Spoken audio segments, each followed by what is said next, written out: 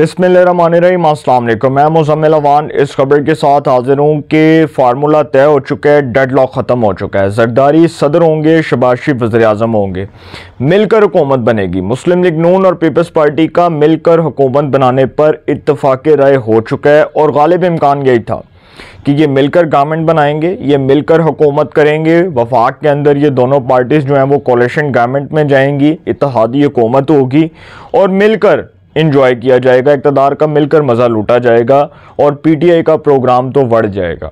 PTI के साथ जी बहुत बड़ा हाथ हुआ, इसके बारे में मैं आपको आगे जाकर बताऊंगा। जरदारी, शहबाज शरीफ और बिलावल भुट्टो तीनों बैठे थे एक मुश्तरका प्रेस कॉन्फ्रेंस के अंदर। इत्तफ़ाक़ राय हुआ और ऐलान हुआ कि आसिफ अली जरदारी सदर मुमलिकत होंगे, शहबाज शरीफ वज़ीर आज़म पाकिस्तान होंगे। बिलावल भुट्टो जरदारी ने खुद ये अपनी ज़ुबान से इकरार किया कि जी बिलावल भुट्टो जरदारी जो साबिक वफाकी वज़ीर ख़ारजा, शहबाज शरीफ की 16 महीने की हुकूमत में वज़ीर ख़ारजा थे, उन्होंने अपनी ज़ुबान से इस बात का इकरार किया कि हमारे वज़ीर आज़म मियाँ शहबाज शरीफ होंगे और हम मिलकर इत्तेहादी हुकूमत बनाएंगे। MQM की सीट्स, पीपल्स पार्टी, मुस्लिम लीग नून मिलकर सर हुकूमत बनाएंगे। मौलाना का मामला बाद में देखा जाएगा, लेकिन पीटीआई को रोकने के लिए, उनका रास्ता साफ करने के लिए ये हुकूमत कायम की जा रही है। मैंने आपको बताया था कि पीपल्स पार्टी किसी सूरत तहरीक इंसाफ के साथ हुकूमत बनाने पर राज़ी नहीं होगी और ना तहरीक इंसाफ ये चाहेगी कि वो पीपल्स पार्टी के साथ बैठकर हुकूमत बनाए। नवाज शरीफ ने एक मास्टर स्ट्रोक खेला था और मैंने एक व्लॉग किया था जिसमें मैंने आपको बताया था कि नवाज शरीफ साहब ये बात पर सोच विचार कर रहे हैं कि हमें वफाक में हुकूमत नहीं लेनी चाहिए, क्योंकि अगर इन हालात में हम हुकूमत बनाते हैं तो सारा मलबा हमारे सर पर गिरेगा।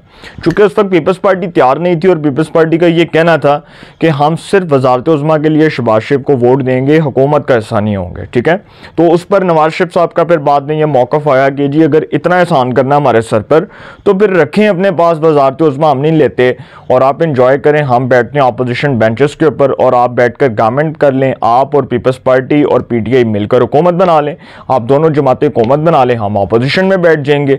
लेकिन चूंकि बैरिस्टर गौहर खान जो चेयरमैन पीटीआई और तहरीक इंसाफ के सीनियर रहनुमा, वो आखिर तक ये बात करते रहे कि हमारे पास इतनी अक्सरियत है कि हम सादा अक्सरियत से हुकूमत बना सकते हैं।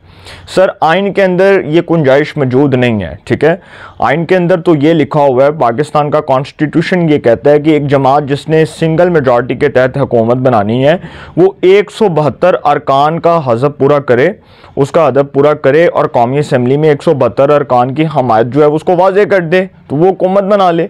लेकिन चूंकि इतनी अक्सरियत किसी के पास नहीं है, ना पीपल्स पार्टी के पास है, ना मुस्लिम लीग नवाज के पास है, ना तहरीक इंसाफ के पास है, तो फिर हुकूमत तो कोई एक पार्टी नहीं बना सकती, मिलकर बनानी थी। तो मुस्लिम लीग नून और पीपल्स पार्टी का इत्तफ़ाक़ राय हुआ। वज़ारतों का, स्पीकरशिप का, चेयरमैन सेनेट का, गवर्नर पंजाब का क्या फ़ैसला होता है डोंट नो, मुझे नहीं पता। ये व्लॉग करने के बाद कोई ऐसी खबर आ जाती है, सरप्राइजिंगली कोई ऐसा बयान आ जाता है, कोई स्टेटमेंट आ जाती है, तो मैं कुछ नहीं कह सकता। लेकिन चूँकि अब तक ये फ़ैसला हो चुका है कि शहबाज शरीफ वज़ीर आज़म पाकिस्तान होंगे, आसिफ अली जरदारी सदर मुमलिकत होंगे और उसके बाद काबीना के जो अंदर वज़ारतों की बंदर बांट होगी, कुछ नून लीग को मिलेंगी, कुछ पीपल्स पार्टी को मिलेंगी, तो मिलकर हुकूमत होगी। बलूचिस्तान के अंदर भी पीपल्स पार्टी और नून लीग मिलकर हुकूमत बनाएंगे। पंजाब के अंदर मुस्लिम लीग नवाज़ की हुकूमत होगी, सिंध के अंदर पाकिस्तान पीपल्स पार्टी की हुकूमत होगी, KPK के अंदर PTI की हुकूमत होगी, वज़ीर आला अली अमीन गंडापुर होंगे, PTI ने उनको नामज़द कर दिया है। तो इसका मतलब कि अब लोग ये समझ रहे हैं कि ये सिस्टम चल जाएगा और जो एक अजीब सी कैफियत बर्पा हो गई थी और एक अजीब सी अनसर्टेनिटी की सिचुएशन पैदा हो गई थी कि जी अब पता नहीं अगले साल इलेक्शंस हो जाएंगे और ये असम्बलियाँ नहीं चल सकती, और फिर इन असम्बलियों की आइनी और कानूनी हैसियत के ऊपर सवालात उठ रहे थे। तो लोग ये समझ रहे थे कि शायद लगता है अब ये असम्बली नहीं चलेगी। लेकिन सर अब चूँकि ये लग रहा है कि ये सिस्टम शायद आगे कंटिन्यू करे और इसी तरह जिस तरह से हम ये एक्सपेक्ट कर रहे हैं कि अब ये गवर्नमेंट बनेगी, ये इत्तेहादी हुकूमत होगी और इत्तेहादी हुकूमत के फ़ैसले बड़े अहम होंगे, मुल्की मसाइल से मुतल्लिक, मौशी लिहाज से मुतल्लिक, पाकिस्तान के अंदर बेरोज़गारी, लाकानूनियत, गुर्बत से मुतल्लिक जो फ़ैसले होंगे, मौशी प्लान क्या होगा, IMF की किस्तों का, IMF की शराइत का क्या बनेगा, पाकिस्तान को किस दुरुस्त सिमत की तरफ लेकर जाया जा सकता है, या पाकिस्तान की अगली सिमत क्या होगी और किस सिमत का तयन किया जाएगा। बड़े इंपॉर्टेंट फैसले हैं, बड़े अहम फैसले हैं जो होने हैं।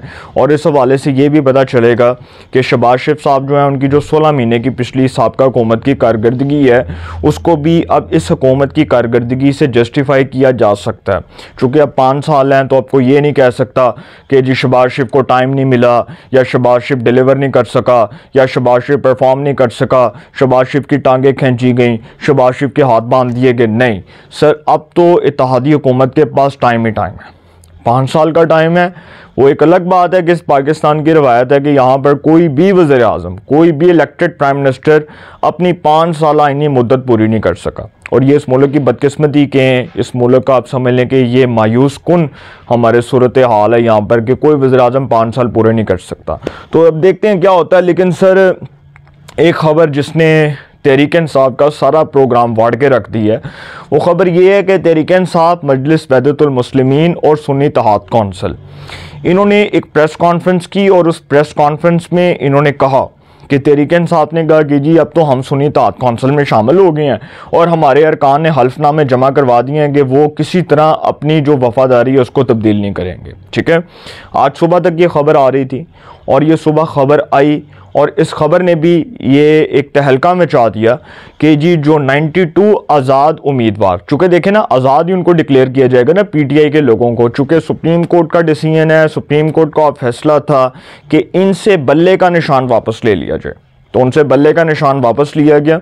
और अब चूँकि ये फैसला आया कि ये जितने इंडिपेंडेंट कैंडिडेट्स, इनमें से आधे तो नून लीग में चले गए और आधों ने, ये जो इसमें से जो तकरीबन 8-9 थे उन्होंने तो नून लीग में शमूलियत इख्तियार कर ली।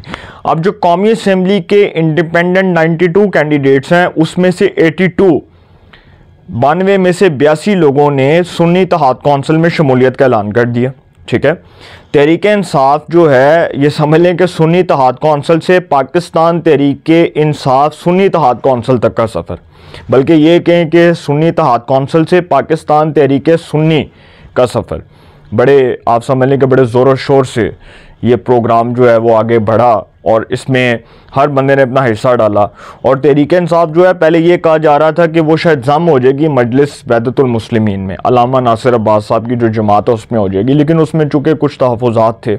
अब मैं एक चीज़ को क्लैरिफाई करने जा रहा हूँ, ये है क्या, ये दरअसल तहरीक इंसाफ जो है ये जो सुन्नी इत्तेहाद कौंसिल में इनके जो अरकान शामिल हुए हैं उसके बाद ये तहरीक इंसाफ में जाएंगे। जब ये पार्टी रजिस्टर्ड हो जाएगी तहरीक इंसाफ, चूँकि वो सब की तो हैसियत आज़ाद है ना, तो उन्होंने किसी जमात में तो शामिल होना था आज़ाद उम्मीदवारों ने, क्योंकि उसका टाइम बहुत कम था और आखिरी दिन रह गया था और कुछ घंटे रह गए थे, तो उन्होंने फैसला करना था। वो सब ने जो है ना, अब ये कहा जा रहा था कि ये 92 के 92 लोग जो हैं वो तहरीक इंसाफ में शामिल होंगे और एक बड़ी मजबूत अपोजिशन होगी। इसमें 2 मामले ज़ेरे गौर आएंगे। एक पहला कि तहरीक इंसाफ जो है वो पहली बात क्लेम कर रही है, इस बात का दावा कर रही है कि हमें मखसूस नशिस्तें मिलनी चाहिए, इलेक्शन कमीशन ऑफ पाकिस्तान हमें रिज़र्व सीट्स अलॉट करे। वो रिज़र्व सीट्स जो कौमी असम्बली में होती है, जो सूबाई असम्बलियों में होती हैं, जो वुमेन की रिज़र्व सीट्स होती हैं। अब इसमें एक मामला ज़ेरे गौर ये होगा कि तहरीक इंसाफ की चूँकि हैसियत तो इंडिपेंडेंट है, आज़ाद है, ठीक है, लेकिन लिहाजा इधर सवाल ये भी बनता है कि अब तहरीक इंसाफ चूँकि मजलिस वहदतुल मुस्लिमीन के साथ बैठी और सुन्नी इत्तेहाद कौंसिल में जम हुई, तो एक पार्टी तो है। अब Sunni Ittehad council election commission of Pakistan से रजिस्टर्ड जमात है। अब देखते हैं उसको मखसूस नशिस्तें अलॉट होती हैं, इलेक्शन कमीशन ऑफ पाकिस्तान उनको मखसूस नशिस्तें अलॉट करता है। वो चूँकि एक आइनी इदारा है, वो उसके पास अदालती इख्तियारात हैं, तो वो क्या फ़ैसला करता है। अगर ना हुआ, अगर उनको मखसूस नशिस्तें ना मिली, तो फिर तहरीक इंसाफ जो है वो 82 नंबर्स के साथ अपोजिशन पर बैठेगी और उनका मुकद्दर अपोजिशन। ठीक है, अगर मिल भी गई तो फिर भी अपोजिशन, चूँकि तहरीक इंसाफ के साथ तो पीपल्स पार्टी और नून लीग ने हुकूमत नहीं ना बनानी, तो तहरीक इंसाफ तो अपोजिशन का किरदार अदा करेगी। लेकिन एक चीज़ है कि ये तहरीक इंसाफ के जो 82 मेंबरान हैं, एक बड़ी तगड़ी अपोजिशन तो नहीं इसको कह सकते, एक ठीक अपोजिशन होगी, मीडियम लेवल होगा, क्योंकि तगड़ी अपोजिशन वो होती है कि आपके पास 100 से ज़्यादा की तादाद हो, कौमी असम्बली में आपके पास 115-116 अरकान हो और उसके बाद आप एक तगड़ी अपोजिशन कर रहे हो। बल्कि अगर आपके पास 100 भी होते तो बड़ी मजबूत अपोजिशन करते आप, लेकिन इतनी मजबूत अपोजिशन तो नहीं हो सकती जितना एक्सपेक्ट किया जा रहा था। हाँ, हुकूमत भी इतनी कोई तगड़ी नहीं होगी क्योंकि मिलकर बना रहे हैं हुकूमत, और जो मुश्तरका फैसले हुए, जो मुश्तरका प्रेस कॉन्फ्रेंस हुई, उसमें ये फैसला हुआ कि इत्तेहादी जो है वो मिलकर हुकूमत बनाएंगे। तो जो मिलकर हुकूमत बनती है वो इतनी मजबूत हुकूमत नहीं होती, ठीक है। जो इत्तेहादी हुकूमत होती है उसमें फ़ैसले बेशक बहुत मजबूत होते हैं लेकिन कमज़ोर हुकूमत ही होती है वो भी। लेकिन अब देखते हैं ये क्या फ़ैसले करते हैं, ये किस किस्म की कानून साजी करते हैं, ये किस किस्म के फ़ैसलों को इम्प्लीमेंट करते हैं, ये सब चीज़ें देखने वाली होंगी। एक तरफ तो मैं ये बात कर रहा था और दूसरी तरफ मैं ये बात करूँ कि देखें तहरीक-ए-इंसाफ 2 पॉइंट्स पर, एक इलेक्शन कमीशन ऑफ पाकिस्तान से मखसूस नशस्तें उनको अलॉट की जाएँ, पहला मुतालबा उनका ये। दूसरा कि ये जो तमाम तर अरकान हैं उनसे उन्होंने हलफनामे लिए और उन्होंने कहा कि जी आप हमें हलफनामे दें और इकरार करें कि आप अपनी वफ़ादारी तब्दील नहीं करेंगे। लेकिन उसमें से बहुत से लोग जो हैं उन्होंने अपनी वफ़ादारियाँ तब्दील की और जो तहरीक-ए-इंसाफ के टिकट पर जीते थे वो नून लीग में शामिल हुए, चूँकि उनकी हैसियत आज़ाद थी ना। रज़ा यातराज, वसीम कादर, तैमूर लाली, उसके बाद कई ऐसे अरकान, शमशेर मज़ारी, मलक मौज़म शेर कल्लू, तो इस तरह के कई आज़ाद उम्मीदवार जो हैं वो नून लीग में शामिल हुए। लेकिन सर तहरीक-ए-इंसाफ का मुकद्दर अपोजिशन है, मुश्तरका हुकूमत के फ़ैसले हो चुके हैं, शहबाज शरीफ वज़ीर-ए-आज़म होंगे, ज़रदारी सदर होंगे, स्पीकर कौमी असम्बली कौन होगा, चेयरमैन सेनेट कौन होगा, गवर्नर पंजाब कौन होगा, वजारतों की बंदर बांट कहाँ कहाँ तक जाएगी, ये फ़ैसले होना बाकी हैं। सारा कुछ हो गया, प्रोग्राम तो बढ़ गया, तहरीक-ए-इंसाफ का मुकद्दर अपोजिशन है। अपनी राय का कमेंट्स में ज़रूर इज़हार कीजिएगा। इंशाल्लाह एक नए सेगमेंट के साथ फिर मुलाकात होगी। अपना बहुत ख्याल रखिएगा। आला निगहबान।